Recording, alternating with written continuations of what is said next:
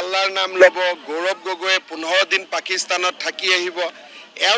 নমস্কাৰ মই কাকলি আপোনালোক সকলোকে নতুন এটা ভিডিঅ'লৈ স্বাগতম জনাইছো বৰ্তমান সময়ত যেহেতু পঞ্চায়ত নিৰ্বাচন চলি আছে আৰু পঞ্চায়তৰ নিৰ্বাচনৰ এবাৰ মূল থিম বিশেষকৈ বিজেপিৰ যদি আমি ক'বলৈ যাওঁ হেয়াই হৈছে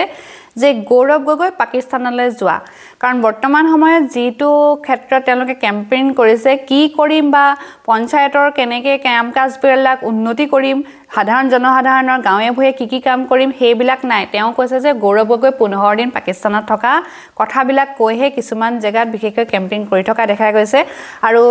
তা আগবাৰটো আমি দেখিলো লোকসভাত হিন্দু মুছলিম কৰি যেহেতু কেম্পেইন কৰিছিলে এতিয়া সকলোতকৈ ডাঙৰ কথা যে গৌৰৱ গগৈক ইমানে বেয়াকে তেওঁলোকে মানে আক্ৰমণ কৰিছে মানে এটোৱে স্পষ্ট ৰূপত দেখায় যে হয়তো বিজেপি সকলে গৌৰৱ গগৈলৈ হয়তো ভয় কৰে কাৰণ প্ৰতিবাৰ তেওঁলোকৰ মুখতে এই গৌৰৱ গগৈ নামটো বেছিকৈ উচ্চাৰণ হৈ আছে আৰু সকলোতকৈ ডাঙৰ কথা যে সাংসদ গৰাকী যদি হসাকে পাকিস্তানৰ লগত কিবা সম্পৰ্ক আছে বুলি তেওঁলোকে তথ্য পাইছে হেতু হুনকালে হদৰি কৰিব লাগে কিয় সেপ্টেম্বৰ অক্টোবৰলৈ ৰখিব লাগে আৰু গৃহ বিভাগে ইমানেই ব্যৰ্থনে যে গৌৰৱ গগৈ নিচিনা এজন মানুহ যদি পাকিস্তানৰ লগত সম্পৰ্কই আছে তেওঁক ইমান দিন এৰেষ্ট কৰিব পৰা নাই কাৰণ তেওঁ তিনিবাৰকে সাংসদ হ'ল তেনেহলে এই তিনিবাৰকে সাংসদ হ'বলৈ তেওঁ কেনেকৈ পাৰিলে যদি তেওঁ পাকিস্তানৰ লগত সম্পৰ্কই আছে মানে এইবিলাকে স্পষ্ট ৰূপত দেখায় যে মানে হয়তো গৃহ বিভাগ একদম ব্যৰ্থ কাৰণ আমাৰ সুৰক্ষা একো নাই কাৰণ প্ৰতিৰক্ষা বাহিনী একেবাৰে সুৰক্ষা দিব পৰা নাই বিশেষকৈ ইণ্ডিয়া কাৰণ ইণ্ডিয়াৰ পৰা গৈ যদি পাকিস্তানত তেওঁলোকে বেলেগৰ লগত বিশেষকৈ সম্পৰ্ক ৰাখি আছে কিন্তু তাৰ তথ্য দিবলৈ যদি মাহৰ পিছত মাহ ৰখি থাকিব লাগে তাতকৈ দুখৰ কথা একো হ'ব নোৱাৰে যি কি নহওক এই ক্ষেত্ৰত বিশেষকৈ লুৰিনজ্যোতি ডাঙৰীয়া কিছুমান কথা ব্যক্ত কৰিছে যিবিলাক শুনিলে আপোনালোকৰ সকলো কথা স্পষ্ট হ'ব আহক তেনেহলে ভিডিঅ'টোৰ মাজলৈ যাওঁ মানুহ যদি সংসদৰ মজিয়াত বহি আছে তেতিয়াহলে দেশৰ ইন্টেলিজেন্স ফেইল হৈছে পদত্যাগ কৰিব লাগে ইমিডিয়েটলি অমিত শাহ ডাঙৰীয়া তাৰ আগতে ৰাজনাথ সিং ডাঙৰীয়া আছিলে দুয়োগৰাকীয়ে পদত্যাগ কৰিব লাগে দেশৰ আইবি ৰ ইন্টেলিজেন্স এনআইএ সকলো ফেইল কৰিছে নেকি আমি যদি কওঁ যে তেওঁৰ পত্নীয়ে মাটি মানে আজিকালি মাটি খাইটি বুলি কয় কিমান মাটি অধিগ্ৰহণ কৰিছে পুতেকক যদি কওঁ 17টা কোম্পানীৰ মালিক মুখ্যমন্ত্ৰীয়ে উত্তৰ দিয়ক হয়নে নহয় গ্ৰীণ বাছৰ মালিক হয়নে নহয় বা ৰিজৰ্টৰ মালিক হয়নে নহয় আৰু বাগানৰ মালিক হয়নে নহয় বা ডিসি অফিসত দিয়া বলেৰো আৰু ইনোভাবোৰৰ মালিক তেওঁ হয়নে নহয় এটো উত্তৰ দিয়কচোন প্ৰথম হিমন্ত বিশ্ব শৰ্মা ডাঙৰীয়া যথেষ্ট শংকিত হৈছে গৌৰৱ গগৈ ডাঙৰীয়াৰ জনপ্ৰিয়তা দেখি লোকসভাত তেওঁৰ যিটো পাৰফৰ্মেন্স আৰু অসমতো তেওঁলোকে সকলো ধৰণৰ চেষ্টা লগাই যোৰহাটত তেওঁ হৰুৱাব নোৱাৰিলে শ কোটি টকা মানে খৰচ কৰিও মানুহক প্ৰলোভন দিও তেওঁলোকে যেতিয়া দেখিলে যে জনগণ আচলতে শক্তিশালী নেতাৰ লগত আছে তেওঁলোকৰ অন্যায়ৰ বিৰুদ্ধে আছে গতিকে এতিয়া কুৎসা ৰচনা আৰম্ভ কৰি দিছে আৰু এনেওতো মই আগৰ পৰা কৈ আহিছো যে বিজেপি দল বা হিমন্ত বিশ্ব শৰ্মাই জনগণক ৰাম ঠগন দিয়াত তেওঁলোক আটাইতকৈ পাকৈত মইতো কওঁ যে ৰাম ঠগন